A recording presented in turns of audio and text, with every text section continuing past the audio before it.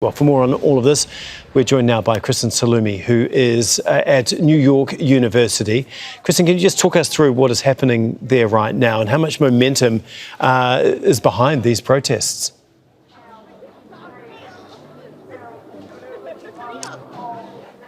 Well, NYU demonstrators have been going at it for hours here in a park that's actually just off of the NYU campus.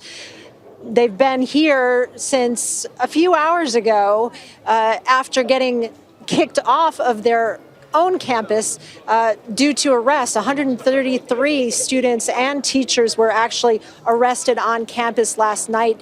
The university claiming they were disruptive and a danger to the students there. But as news spread of their arrests, so have demonstrations around the country at other colleges and universities.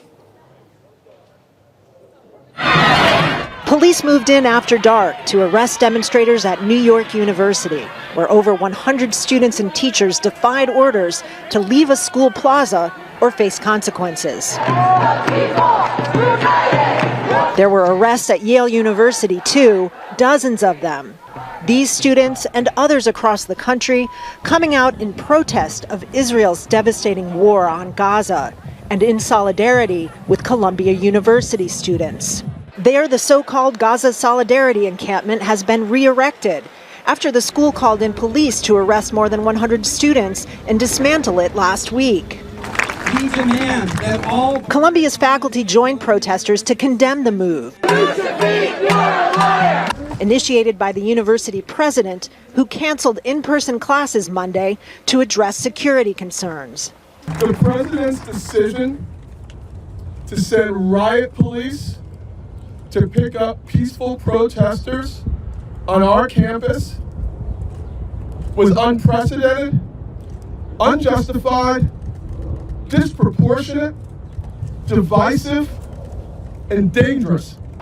They are outraged not only by the arrest, but also by President Namat Shafiq's testimony before Congress, while conservative representatives called for Shafiq's resignation for not doing more to crack down on demonstrators. The school Senate, consisting of students, faculty, and administrators, is expected to vote to censure her as early as Wednesday. It's very important for faculty to defend the university in a way that our president did not before Congress. Student demonstrators, including Jewish student demonstrators, deny accusations of anti-Semitism. At Columbia University, they even stopped their protest to celebrate the first night of Passover. They describe their movement as peaceful and blame any antagonistic, inflammatory statements or actions on outsiders. From California's State Polytechnic University on the West Coast to the Massachusetts Institute of Technology and Emerson College on the East, the demands for school leaders are the same. We want Emerson College, number one, call for an immediate ceasefire in Gaza. Number two, to disclose all financial investments in Zionist organizations. Number three, to divest from those organizations. Number four, to drop all charges against students for disciplinary actions. Attempts to silence the movement only amplifying its call. Kristen Saloomey, Al Jazeera, New York. And speaking to demonstrators here today, I was struck by how many of them were actually wearing masks and covering their faces. They say that they're concerned about blowback and discrimination against them for supporting this cause, but say that they will continue. In fact, many have left the park here to join demonstrations up at Columbia University and support other schools in the city. A school by the name of the New School also seeing demonstrators here in Minnesota, the state of Minnesota, the state of Michigan, the state of Pennsylvania today have all added demonstrations with students there. The mayor of New York has expressed concern that these protests will attract agitators who are looking to do harm. While he defended the students' right to protest, he said that they had concerns that there would be more violence and action, although the protests have been overwhelmingly peaceful at this point.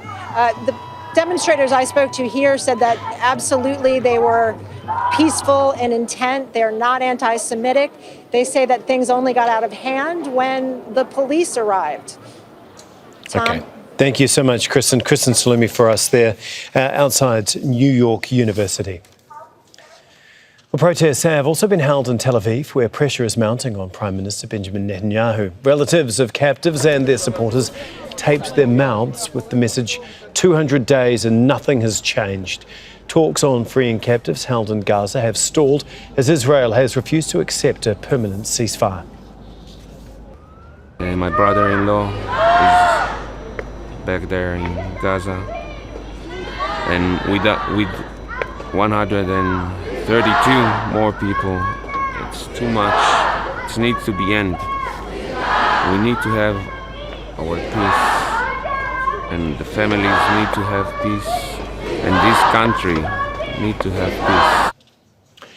Well, the head of the UN Agency for Palestinian Refugees says Israel's recent attacks on the group are part of a push to remove the organisation from the Gaza Strip. In January, Israel accused some UNRWA staff of involvement in Hamas's October 7th attacks. But a review of the agency's operations released on Monday stated that Israel has not provided supporting evidence for its claim. Well, the authors of that review made a list of recommendations to ensure accountability and the neutrality of UNRWA. Earlier, my colleague Rob Matheson spoke to the agency's commissioner, Philippe Lazzarini. He began by asking him if he thought that would help restore confidence in UNRWA. I really hope that the report will help us to restore the confidence of our partners and the donors. The Secretary General and myself have welcomed the report. We have welcomed also the recommendation, and you might have noticed that the report clearly indicated that the agency already have a number of robust mechanisms to deal with a neutrality issue, and that these mechanisms are above, I would say, the standard of many other agencies or international NGOs. But because of the nature of the conflict we are dealing with and the complexity of our environment, it is needed to do even better. And this is the reason why we embrace, and I embrace, the recommendation made by Catherine Colonna and her team. And we are now preparing a response plan to follow up on this recommendation.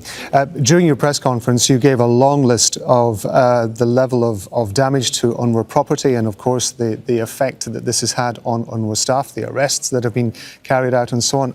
What is the morale of staff at UNRWA at the moment? Of course, not just in Gaza, but in all the areas that it operates, when it must, I would imagine, feel that it is under constant pressure. Yeah, UNRWA is under constant attack, constant pressure, constant call of dismantling, constant administrative harassment, and also constant, I would say sometimes, social media assassination. And this has definitely an impact on our staff.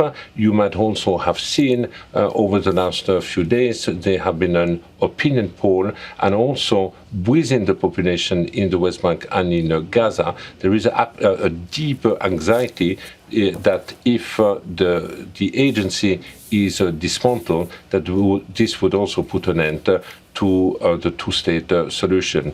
I was at the Security Council last week, and basically I told the member that the attack on UNRWA have nothing to do with neutrality issues, but in reality they are motivated by the objective to strip the Palestinian from their refugee status. You also mentioned in your press conference that within 24 hours of the allegations originally being made by Israel about members of UNRWA allegedly taking part in the Hamas-led October 7th attacks in southern Israel, 16 to 18 countries have pulled their funding. How concerned and how worried are you that countries are prepared to pull funding so quickly before allegations are actually determined to be founded? That shows also the unprecedented crisis and challenges the agency is currently facing and dealing with. It is true that 16 countries within 48 hours announced their pause, but the good news is that since most of the countries have reviewed the decision and have reinstated the contribution to the agency. At the time they took the decision, the agency basically had no visibility anymore about its financial contribution.